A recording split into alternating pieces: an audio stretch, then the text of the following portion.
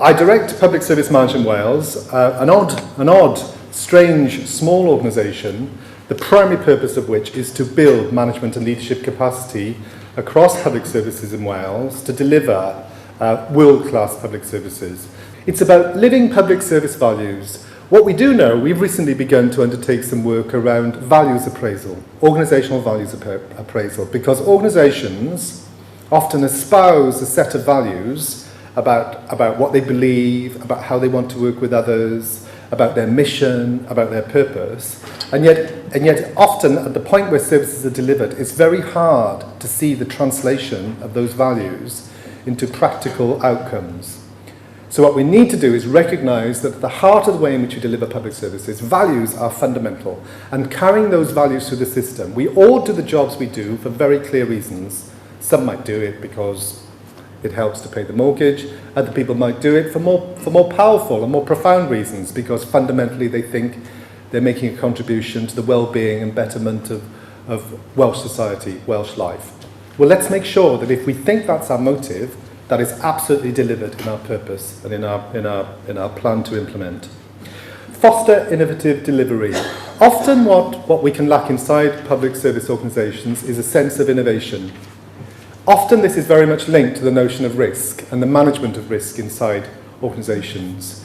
We know that there are increasing levels of control, that as we work inside a performance management system, what we are trying to do more and more is control what organisations are doing, what they're trying to achieve, and the way people do that. And often that kind of obscures both the necessity and the value of innovation.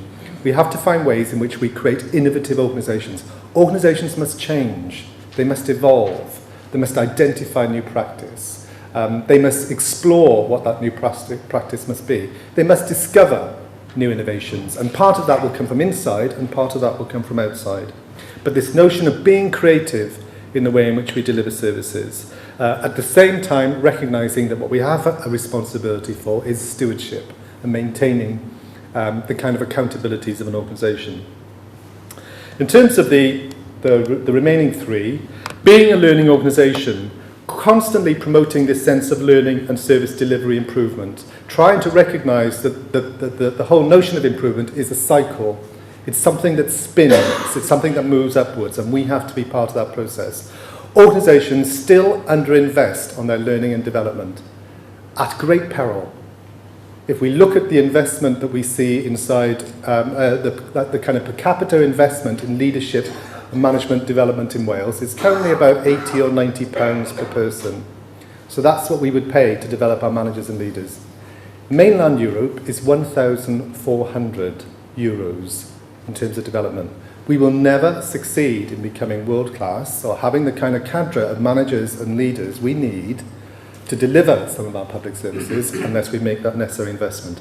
And investment isn't just in those individuals, it's in the culture of organisations. What increasingly we find is that often we can provide high-quality learning interventions for managers and leaders, but trying to get those individuals to then impart that knowledge, that cognition and skill inside the organisations in which they work is extremely difficult, because often those organisations are extremely disabling.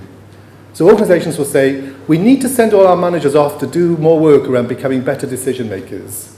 So they triple their managers out to go and do some work on decision making, not realising that actually the culture of the organisation stops managers making decisions in the first place, stops managers thinking about innovation and risk in the first place. And unless we can build those changes into the culture of organisations, what we're going to do is we're going to confine the development and the scope of learning that managers and leaders can engage in. Engaging with others. Well, I would suggest that this is the heart of what public services are about in the future. Often, leadership models have been about disconnectivity. Like, to be a leader, I have to separate myself from everybody else so that everybody can see I'm the leader. And that standing alone, standing in splendid isolation, will mark me out and distinguish me as the leader. When in reality, we know now that leadership is about engagement. It's about connectivity. It's about connecting with the heart of organisations and communities. And leaders are often very frightened to do that, because the moment they step out, the moment they step across that boundary or barrier to be something else, they have to take a risk. They risk their significance as leaders to do that. But increasingly, what we have to do, promote better engagement. We will not deliver the kinds of services we want unless we engage with the whole stakeholder communities, whether that's people who are receiving the services or those who are delivering them. And then finally, achieving value for money. And we know that this is always the need to drive down costs, the need to improve efficiencies are at the heart of public services. And sometimes it feels as if we move too far in that direction. But fundamentally, we are here to give good value to the public, to make sure as public service organisations that we can deliver the kinds of services that's needed at optimum efficiency and effectiveness. So those are broadly the kind of 7 principles that are emerging within the Welsh Assembly Government about how we should think about governance inside public service organisations. And they're by no means exclusive. There are probably other things we would add to that. But for me, why I have every confidence in the 7 principles is that I think they get to the heart of what we're trying to do as public service organisations. There is very little that would escape outside the scope of these 7 principles. So what does that mean for us? Well, I think if we think about what kind of leadership do those 7 principles drive us towards, it's leadership that's very much leaders who can create followership, so who can find ways, who don't just stand distinct, but actually recognise they work with people, not just separate to them, who have equal amounts of humility and authority. So it isn't just about thinking that you control and you're there to influence, but you recognise your humility in that process at the same time, who take risks and who work across boundaries.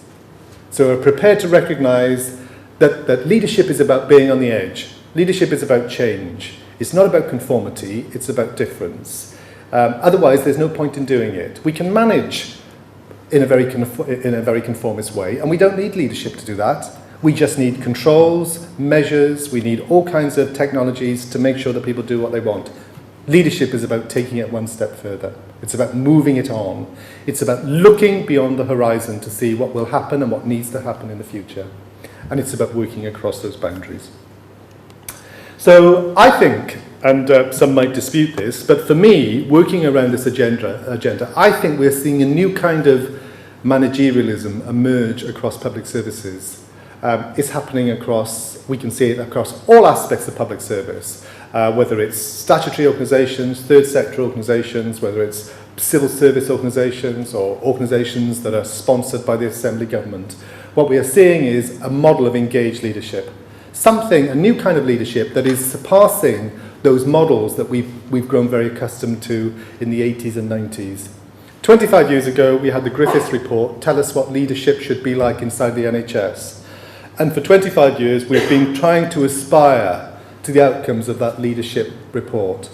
Now is the time for change. Those kinds of models that we developed in the 70s and 80s just don't work. They're not serving our purpose anymore. We have to find a new leadership model that allows us to think much more effectively around all those kinds of broad governance principles that we can check out that we are doing our job effectively. So I would say there are 4 areas of competence linked into this leadership model, and briefly I'll run through each of these before I close. Those 4 areas of competence are collaborative leadership, narrative leadership, thought leadership, and connected leadership. Now let's just start with this notion of collaborative leadership. We know that if we think about the kind of leadership development and the models of leadership that currently exist, they're premised on systems of control.